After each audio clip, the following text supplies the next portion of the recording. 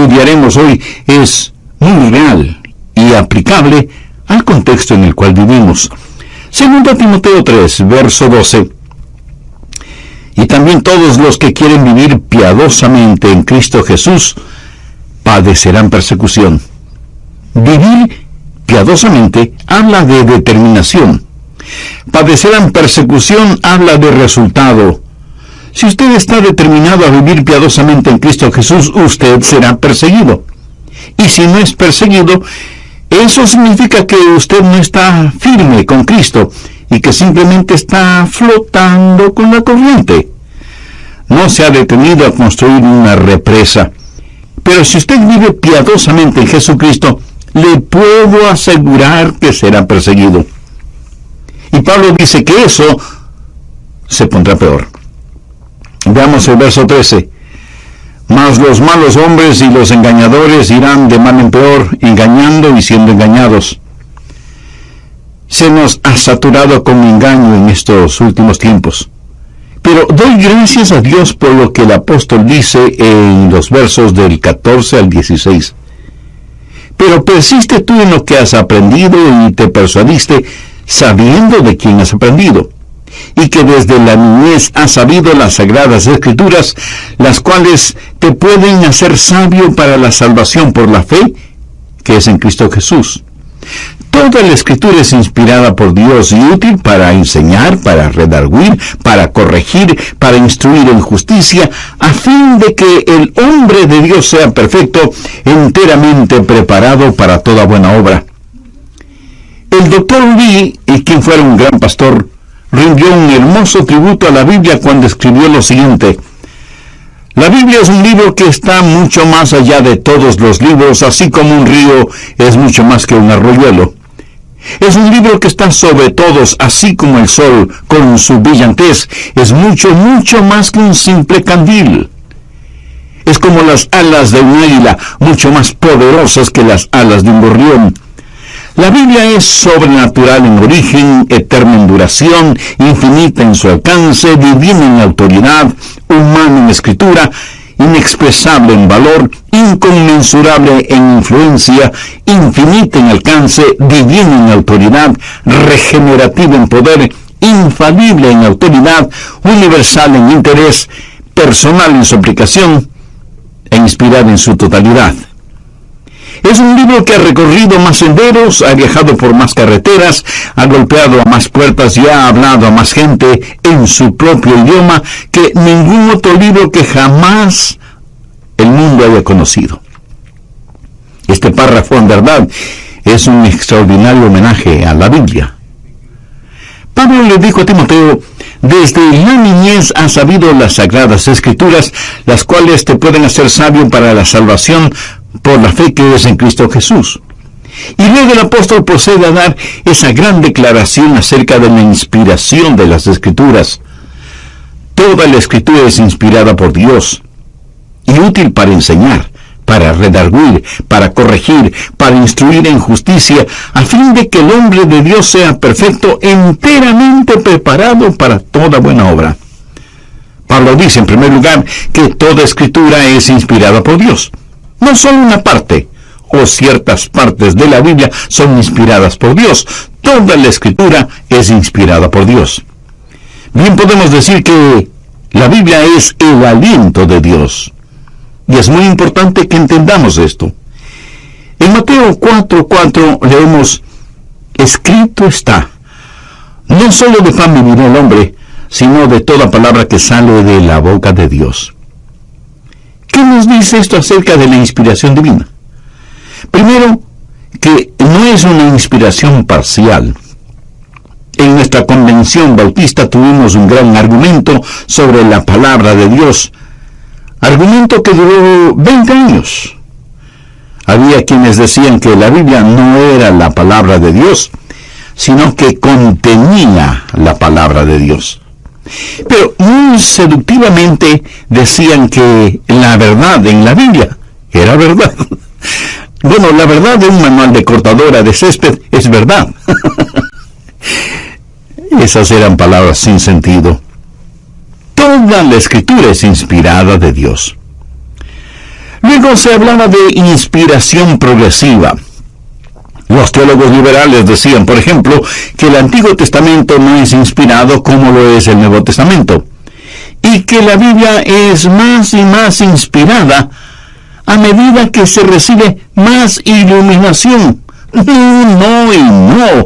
Usted tiene revelación progresiva, pero no inspiración progresiva. Y cualquier capítulo de cualquier libro del Antiguo Testamento es tan inspirado como cualquier capítulo de cualquier libro del Nuevo Testamento.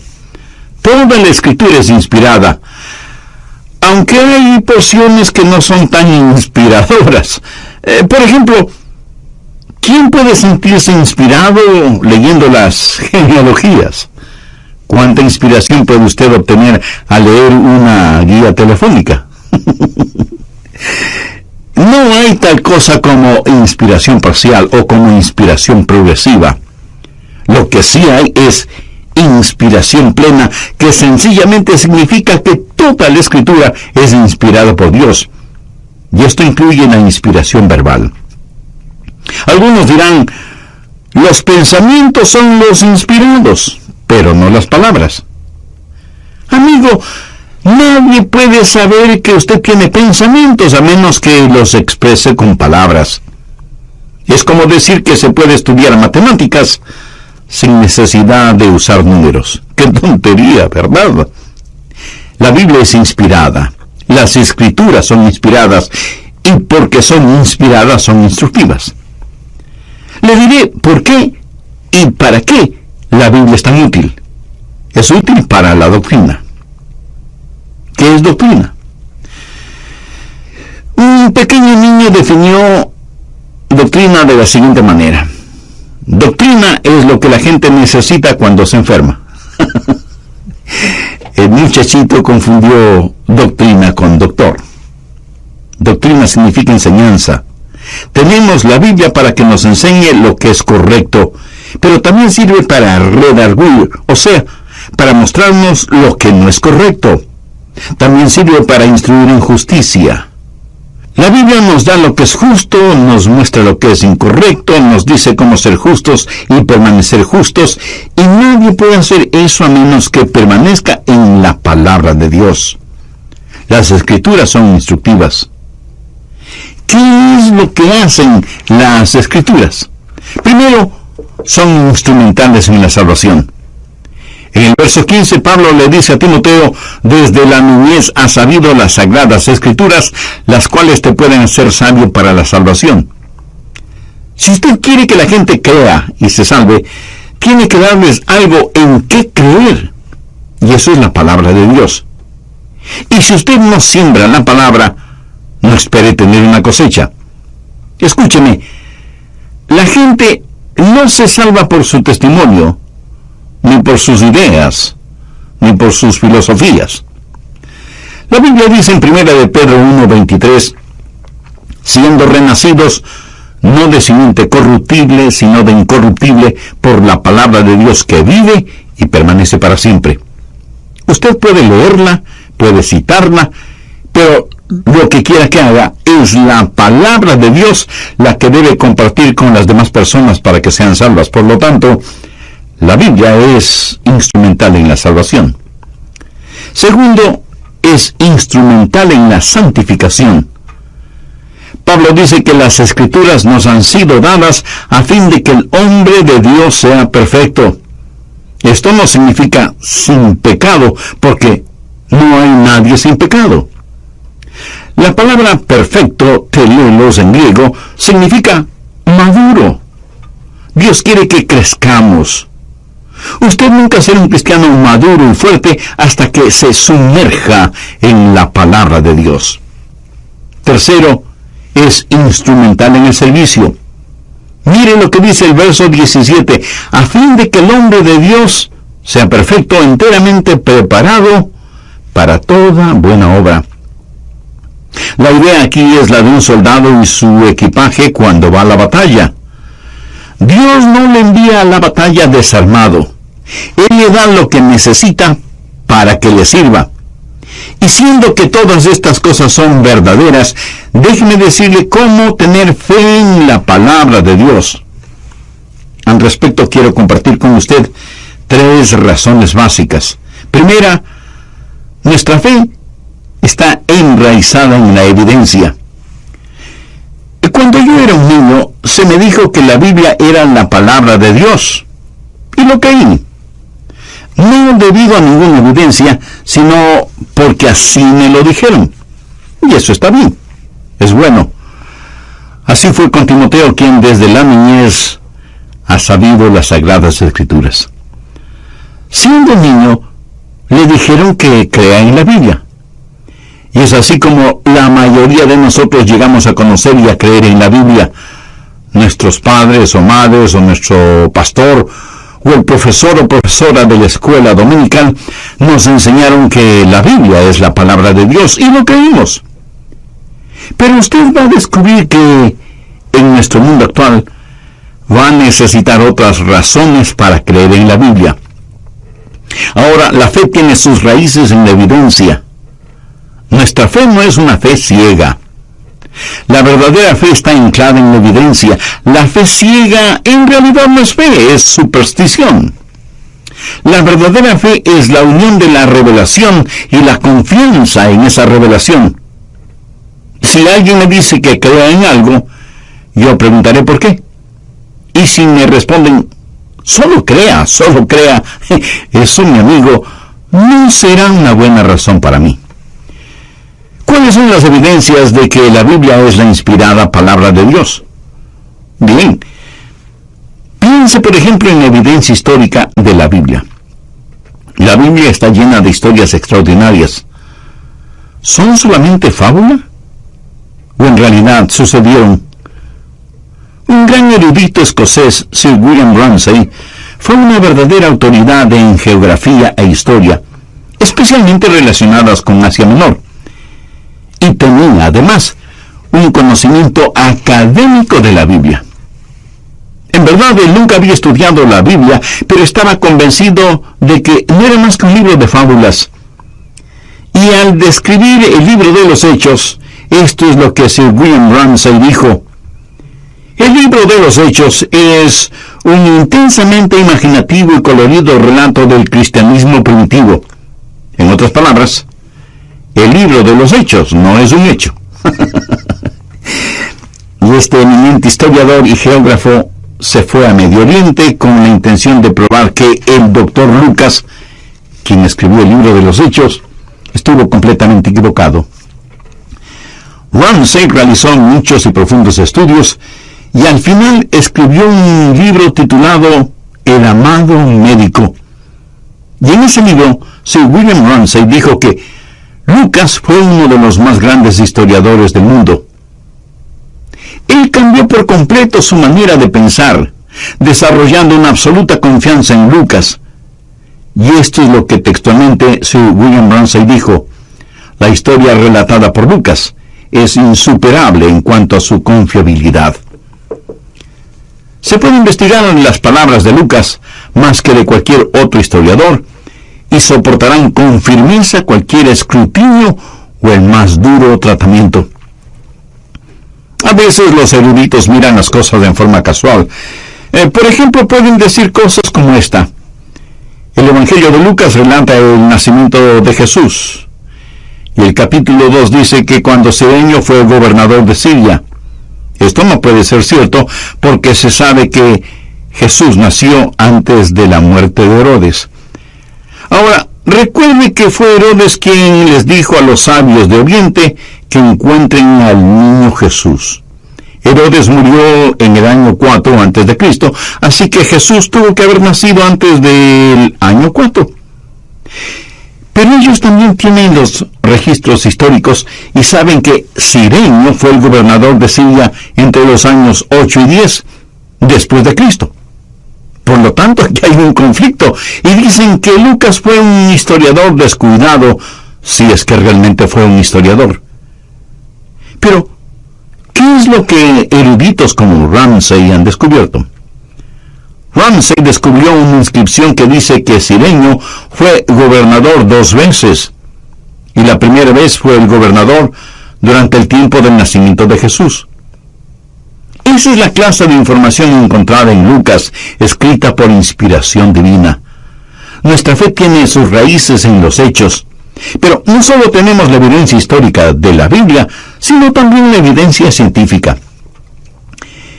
En mi biblioteca tengo un pequeño librito titulado Ninguna de estas enfermedades, escrito por un médico, el Dr. Macmillan, y él habla de las leyes medicinales encontradas en el Pentateuco, o sea, los escritos de Moisés, basados en lo que Dios le dijo, que si los judíos obedecían esas leyes, no sufrirían ninguna de las enfermedades que sufrirían los egipcios. El Dr. Macmillan habla de que los egipcios creían, en cuanto se refiere a la medicina, que de acuerdo a los papiros Ebers, estos papiros son el compendio del conocimiento que los egipcios tenían de la medicina en los tiempos de Moisés, y algunos de los tratamientos médicos egipcios son poco menos que absurdos. Por supuesto que los egipcios fueron muy inteligentes, hicieron mucho en el campo de la medicina, como por ejemplo, operaciones en el cerebro. Hasta ahora se está tratando de averiguar cómo es que los egipcios embalsamaban a los muertos y cosas por el estilo. Pero escuche lo siguiente. Para prevenir las canas, la receta era untar el pelo con la sangre de un gato negro hervida en el aceite de grasa de una serpiente de cascabel. Bueno, después de esa nota de humor, gracias a los antiguos egipcios, voy a detenerme en este punto y terminaremos este estudio en el próximo programa. Como siempre, quiero invitar a quienes no conocen a Cristo como su Salvador personal a que hagan esa decisión espiritual ahora mismo. En forma individual, Dios le ama a usted profundamente y quiere salvarle. Con sus propias palabras, usted, amiga o amigo, puede orar conmigo la siguiente oración. Eterno Dios, te agradezco por la firmeza y veracidad de tu palabra y por tus promesas ciertas y eternas. Sé que soy pecador, que estoy perdido espiritualmente, y vengo a ti en busca de tu gracia y tu misericordia. Señor Jesús, gracias por derramar tu sangre y poner tu propia vida en la cruz del Calvario para pagar por mis pecados. Gracias por amarme de tal manera. Perdóname, límpiame y sálvame. Deseo recibir la vida eterna que solo tú puedes darme. Por eso te invito a que vengas a morar en mi corazón y tomes el control de mi vida. Y ayúdame para que mi vida traiga honor y gloria a tu nombre. Ayúdame para que donde quiera que esté y con quien quiera que esté, pueda ser un fiel testigo de tu amor, tu gracia y tu misericordia, sin que me importen las consecuencias o a pesar de las circunstancias. Lo pido en tu santo nombre. Amén. Una cordial bienvenida a nuestro programa El Amor que Vale, para continuar siendo bíblicamente edificados por el Dr. Adrian Rogers, que en la voz del pastor Lenín de Llanón concluye su mensaje Cómo tener una palabra segura en tiempos difíciles. Cuando el compendio medicinal egipcio fue escrito, Moisés estaba en la Universidad de Egipto. La Biblia nos dice que Moisés fue educado en todo el conocimiento y sabiduría de los egipcios. Yo estoy tan agradecido a Dios por el Pentateuco escrito por Moisés. No encontramos ninguna de las aberraciones medicinales de entonces que pareciera que en la actualidad están siendo promovidas por pseudomédicos y científicos. De hecho, en la Edad Media, en el siglo XIV, un terrible desastre asoló a Europa. 60 millones de personas murieron debido a la plaga negra. La gente caía a muerte en las calles y nadie sabía cómo controlar esa plaga. ¿Sabe qué? No fue la ciencia ni los doctores quienes pudieron controlar esa plaga. Fue la iglesia. Cuando, yendo a las páginas de la Biblia, leyeron en Levítico 13:46, todo el tiempo que la llaga estuviera en él será inmundo, Estará impuro y habitará solo. Fuera del campamento será su morada. Amigo, eso en la actualidad es lo que se llama cuarentena. Y aunque eso tiene sentido para nosotros, para ellos en ese tiempo no tenía ningún sentido. Ellos no sabían nada acerca de virus o microbios. Pero Moisés dijo, esta gente que tiene la plaga debe estar en cuarentena. El Dr. Macmillan, en su interesante librito, cuenta lo que sucedió en 1840 en Viena. A las madres que estaban embarazadas, los doctores les hacían un examen pélvico. Pero esos mismos doctores habían realizado minutos antes autopsias y pasaban de una a otra labor sin jamás lavarse fuertemente las manos. Como consecuencia de esta práctica, o falta de la misma, 1 de cada 6 mujeres embarazadas moría por efectos de las infecciones. Hubo un doctor de apellido Semmelweis que observó este procedimiento, los doctores yendo de la morgue al cuarto de exámenes de las mujeres y viceversa, una y otra vez. Y el doctor Semmelweis dijo a los doctores, no podemos seguir haciendo eso por más tiempo. Será necesario que se laven y restreguen las manos cada vez que salen de la morgue y van a examinar a las mujeres embarazadas. Y así lo hicieron. Y casi de inmediato, las estadísticas cambiaron de 1 en 6 a 1 en 84. Pero un día, 11 de 12 mujeres murieron, y el doctor Semmelweis descubrió que aunque los doctores se lavaban bien las manos al salir de la morgue, no se las lavaban entre examen y examen. Así que dio la orden para que los doctores se lavaran las manos cada vez que iban a hacer un examen. Algunos doctores protestaron diciendo que perdían mucho tiempo lavándose las manos, pero el doctor Semmelweis se mantuvo firme en su decisión. Ahora, con eso en mente, veamos lo que dice Números 19, desde el verso 14. Esta es la ley para cuando alguno muera en la tienda. Cualquiera que entre en la tienda, y todo el que esté en ella será inmundo 7 días. Y toda vasija abierta cuya tapa no esté bien ajustada será inmunda. Y cualquiera que tocare a algún muerto a espada sobre la faz del campo, o algún cadáver o hueso humano o sepulcro, 7 días será inmundo. Y para el inmundo tomarán de la ceniza de la vaca quemada de la expiación, y echarán sobre ella agua corriente en un recipiente. Y un hombre limpio tomará hisopo, y lo mojará en el agua, y rociará sobre la tienda, sobre todos los muebles, sobre las personas que allí estuvieren, y sobre todo aquel que hubiere tocado el hueso, o el asesinado, o el muerto, o el sepulcro. Y el limpio rociará sobre el inmundo al 3º y al 7º día. Y cuando la haya purificado al día 7º, él lavará luego sus vestidos, y asimismo se lavará con agua, y será limpio a la noche. ¿Qué significa todo esto? En realidad no es más que lo que el doctor Semmelweis dijo a los doctores. Tienen que lavarse las manos con bastante agua, y tienen que hacerlo repetidamente. Debía haber un intervalo de tiempo, sin desinfectantes, para que las bacterias mueran. El cambiarse de ropa, no llevar esa ropa infectada a todas partes, para evitar el infectar a otras personas. Estuve leyendo acerca de William Tyndale, quien tradujo el Nuevo Testamento al idioma inglés. Cuando él comenzó esa labor, fue tan perseguido en Inglaterra que tuvo que ir a Alemania para terminar ese trabajo. Cuando finalizó y llegó el día para poder imprimirlo, vándalos invadieron la imprenta y lo destruyeron todo, y él tuvo que comenzar nuevamente su laboriosa obra.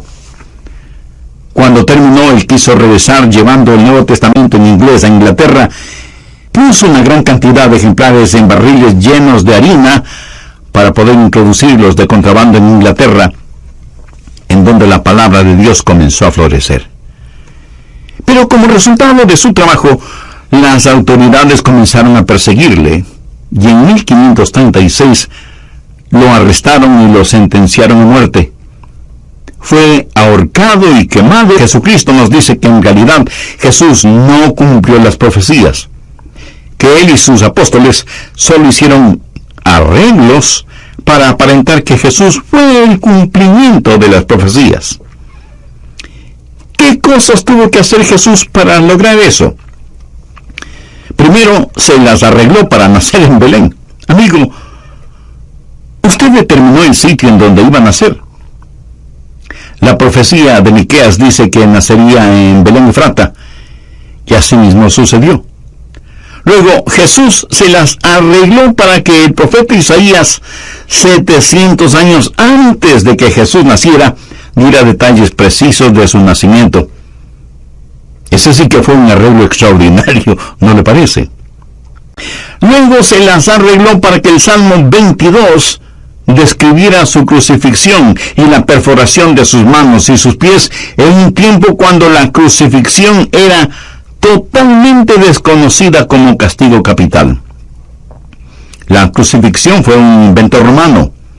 El apedreamiento era el castigo conocido cuando se escribió el Salmo 22, pero los enemigos de Jesús dicen que él arregló todo eso. Y Jesús arregló el ser crucificado entre dos ladrones, uno a su izquierda y otro a su derecha, como cumplimiento de lo que Isaías profetizó en Isaías 53, y de lo cual leemos en Mateo capítulo 27.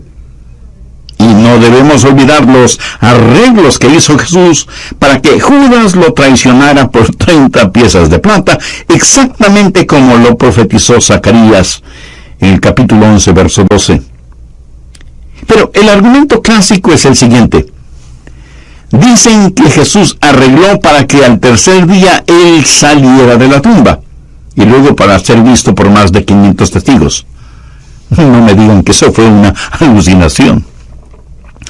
Segundo, la fe anclada en la evidencia va más allá de la evidencia. Dios no tiene que probar nada. Sin embargo, Dios nos da evidencias. Pero llega un momento en que usted debe ir más allá de la evidencia, hacia la fe. Busque Juan 7:16. Jesús está hablando con los que dudaban y les dijo: mi doctrina no es mía, sino de aquel que me envió. El que quiera hacer la voluntad de Dios conocerá si la doctrina es de Dios, o si yo hablo por mi propia cuenta. ¿Qué quiere decir esto? Que si usted rinde su voluntad a Dios, Él se le revelará. Verá, fe no es una respuesta intelectual a Dios. La fe va mucho más allá. Fe es una respuesta moral a Dios. Jesús dijo: mis ovejas oyen mi voz. Si usted quiere conocer la verdad, Dios le hablará desde las páginas de las Escrituras y como resultado usted tendrá fe. Fe no es primordialmente algo intelectual, es algo moral. En Hebreos 3:12 leemos: mirad que no haya en ninguno de vosotros corazón malo de incredulidad. No está hablando de una cabeza vacía, sino de un corazón malo. Usted puede creer si quiere creer. Dios se revelará a aquel que desea entender.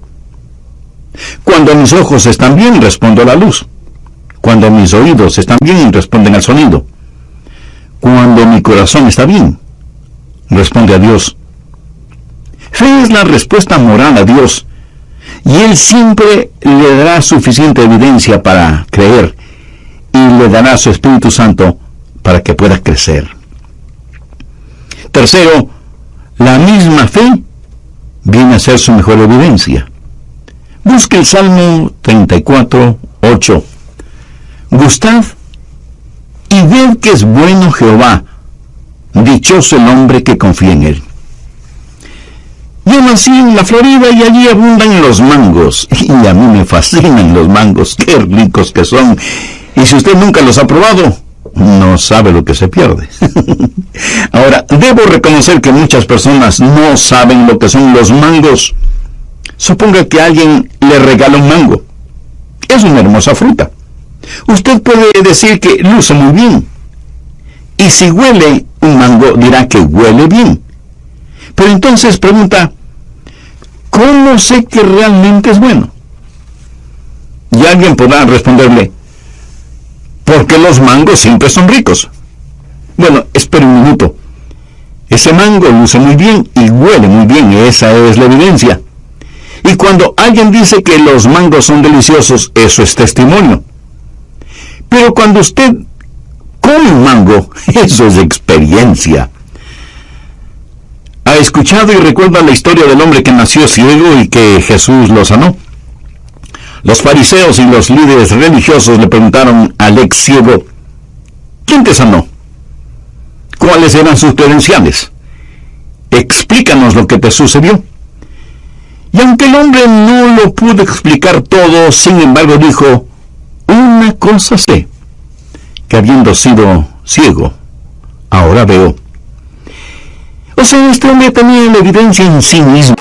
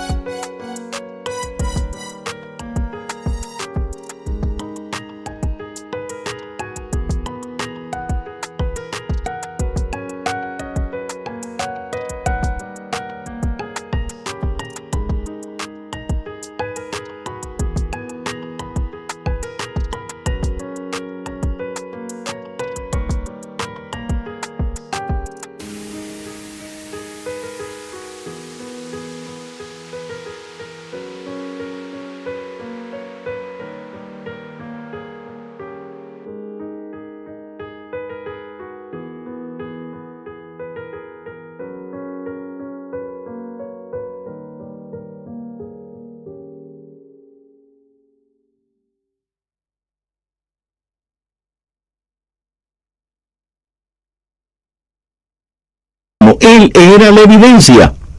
Primera de Juan 2:20 dice, pero vosotros tenéis la unción del Santo y conocéis todas las cosas. Y aquí se hace referencia al Espíritu Santo. Y un poco más adelante en el verso 27 leemos, pero la unción que vosotros recibisteis de Él permanece en vosotros, y no tenéis necesidad de que nadie os enseñe. Así como la unción misma os enseña todas las cosas, y es verdadera y no es mentira, según ella os ha enseñado, permaneced en Él. Guillermo Campo fue un hombre que vivió hace mucho tiempo y que sufría frecuentes lapsos de desaliento, y sin embargo escribió las siguientes palabras: Dios se mueve en formas misteriosas para realizar sus maravillas.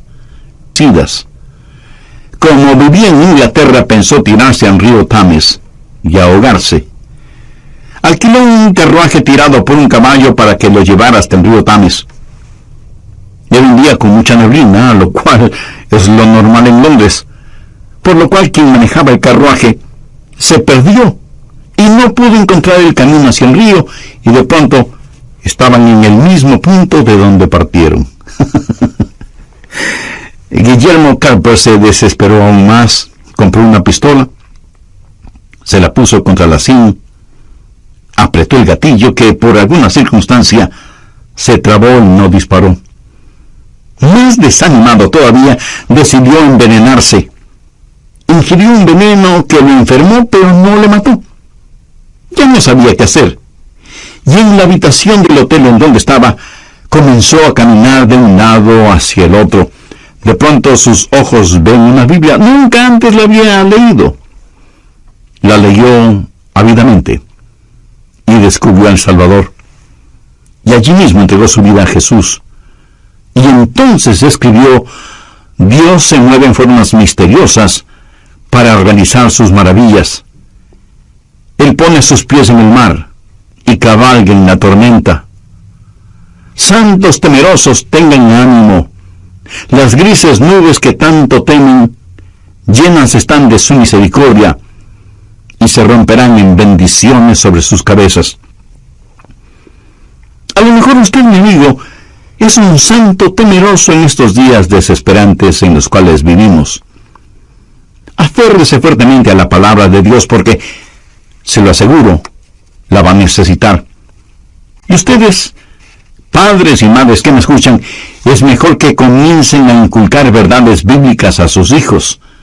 Estas verdades bíblicas no las van a aprender ni en la escuela, y ni siquiera en las clases de la escuela dominical, porque en ellas solo probarán esas verdades. Piénselo.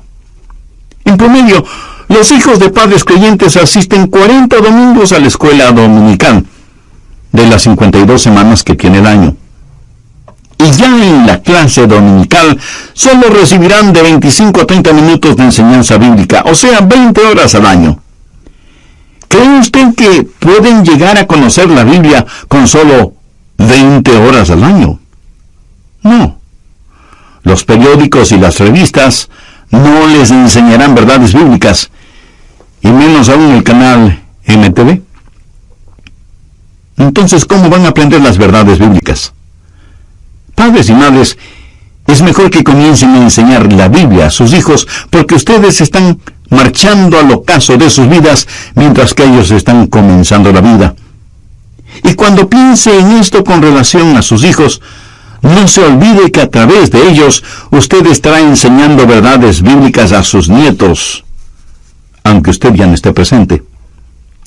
Pues vamos a 2 de Timoteo 3, los versos del 13 al 17.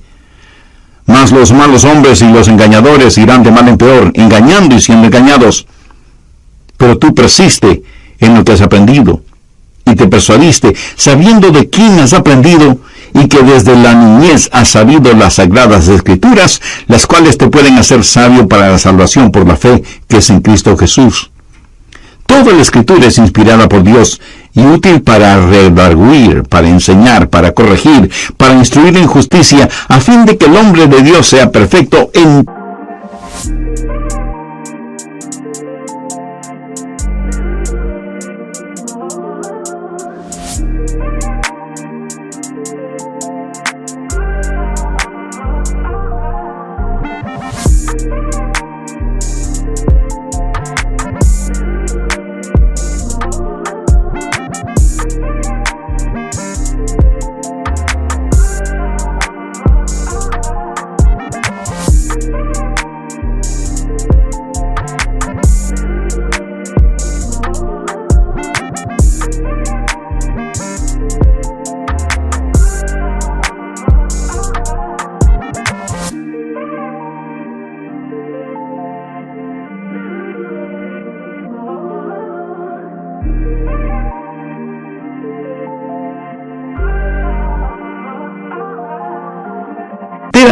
preparado para toda buena obra.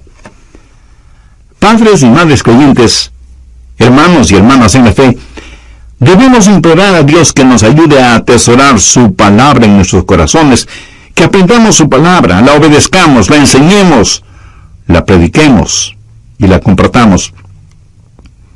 La Biblia tiene un héroe, su nombre es Jesucristo, y del Génesis al Apocalipsis, la Biblia tiene un mensaje central: Jesús salva. Y si usted pone su fe en Él, Él le salvará. La Biblia lo dice en forma clara, precisa y sencilla.